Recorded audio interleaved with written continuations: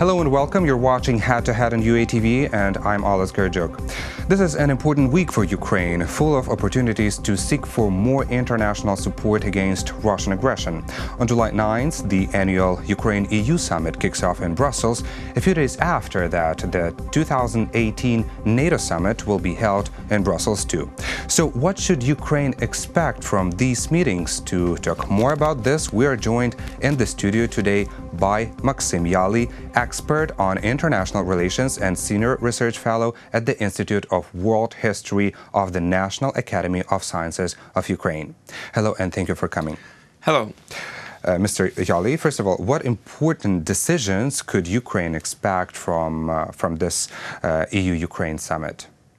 From my point of view, we shouldn't expect some breakthroughs or very important decisions, as you've mentioned, because actually so far there are no such important issues, for example, as getting a visa-free regime, what was the last big decision, of course, in relations between EU and Ukraine. So I guess for Ukraine and for our delegation, it will be focused, its attention will be focused for support among our European colleagues and neighbors. Because everybody expected not just summit, EU-Ukraine or NATO summit, but I guess what is more important for Ukraine, yes, it's summit Putin and Trump. So, from this point of view, from this perspective, I guess our delegation will be focusing its attention just on getting support on further summit, Trump, when he comes to Europe for the summit of NATO. And of course, summit, right. Ukraine will be discussed much more, I suppose, on that meeting. What practical steps could be reached? First of all, we are not going to meet without American allies, right? Because American and Russian president will meet, and of course, it's their first meeting since Mr. Donald Trump came into office. And of course, it was already announced that Ukraine will be one of the issues discussed. Not the most important, but nevertheless.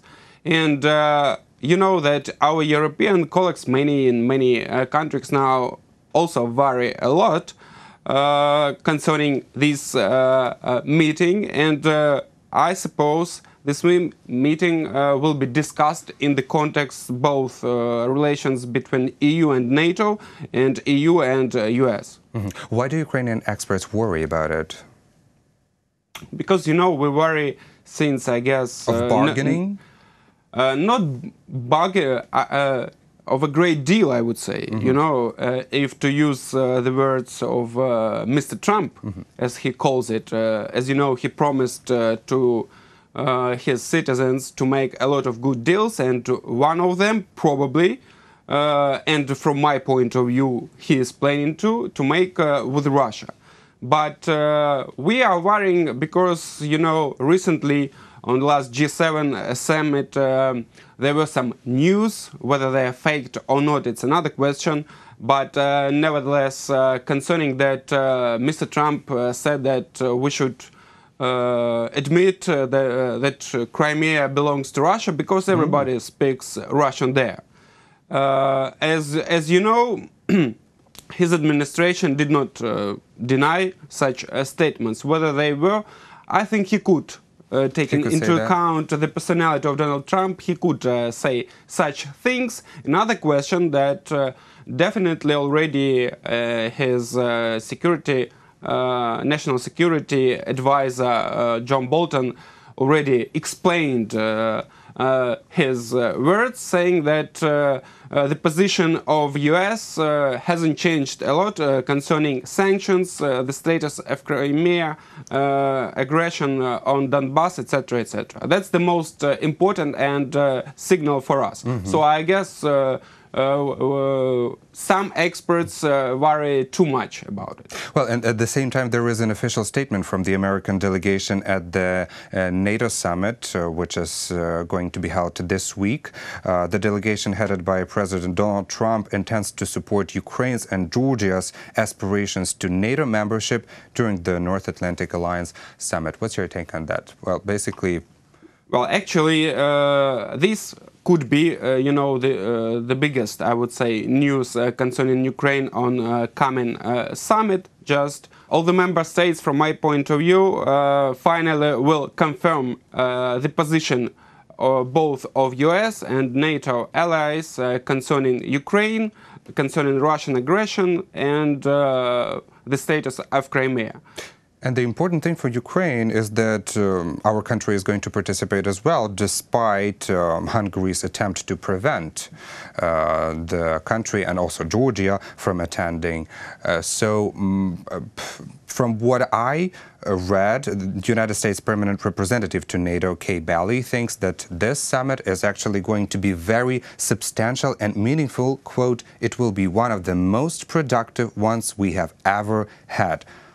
What does she mean by that? What do you think? I guess, as you know, starting from his presidential campaign and during last half a year and a half, Mr. Trump on all the summits and bilateral even meetings claims that other member states of NATO do not correspond enough financial part, right? And that they should rise the expenditures for NATO, for military, up to 2% of GDP.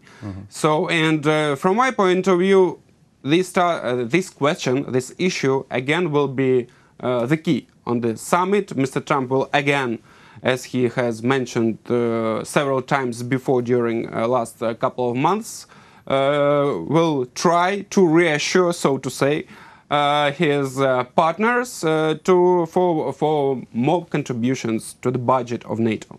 Okay. And here, I guess, the different points of view, it will be, I would say, the clash of points of view, because, as you know, not every member is ready now to pay more, especially it concerns Germany as the biggest economy. And what are your estimations about Ukraine's chances to join the alliance? You know, I would say it's definitely not the issue of the coming summit, first of all. And next, you know, there are conditions and preconditions, I would say, for us to enter the ally, to join it. First of all, we should be ready. We should reform our army, what we have been doing now. Well, defense sphere. Yes, but another point of view, the most important, I would say, is that, as you know, due to the NATO treaty, another state cannot join the alliance until there is conflict going on. Okay. And as we know, so I would say, even if we are ready from different economical, military, defensive points of view, anyway, until there is a conflict going on Donbass, we don't have any chances. Okay, that's pretty clear opinion. And the very last issue to discuss, because we're running out of time, in the Canadian Parliament, a petition has been registered which proposes to recognize Russian President Vladimir Putin as a war criminal. What's your take on that? How do you think, can this petition be actually very meaningful or powerful or bring this topic up to discussion? And is this actually possible to have a lawsuit against Mr. Putin and recognize him a war criminal? First of all, if to talk about conditions and perspectives, I would say, of this petition, so far there are 150 members of Canadian Parliament have signed it already, but 500 is needed, so still a long process. Yeah. Moreover, I would say it's a political declaration of support of Ukraine. Just in connections, why now? I would say it's definitely connected with the coming summit of Mr. Putin and Mr. Trump.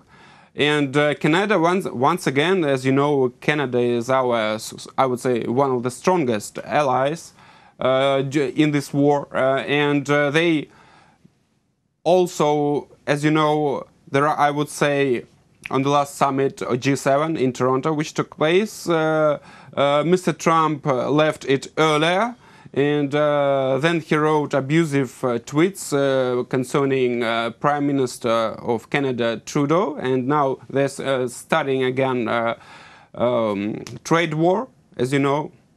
So, and here again, Canadian Parliament, both, as you know, even the members of opposition signed this petition, showed the strong support of Canadian government to Ukraine on the, before the coming summit, as I mentioned. So by this, they expressed their strong condemnation of Russia's action. But the procedure itself, is it possible to basically to sentence the president of another country? We should, even if we want it, so much, especially in Ukraine, we should know that Mr. Putin is the president of #2 nuclear power, nuclear state. So until he is a president, until he is running the office, I don't think there are serious chances. But we should win the suits in international laws on other issues. As you know, few of them are in the process, and that's much more important, and what can get real benefits and to punish Putin's regime. Yeah, and also it's important that other countries are not staying silent, basically, about Russia's aggression, not only in Ukraine, but also around the world. Thank you so much for your interesting arguments. You're welcome. That was Maksym Iali, expert on international relations and senior research fellow at the Institute of World History of the National Academy of Sciences of Ukraine. Thank you for watching Head to Head, and stay tuned for more with UATV.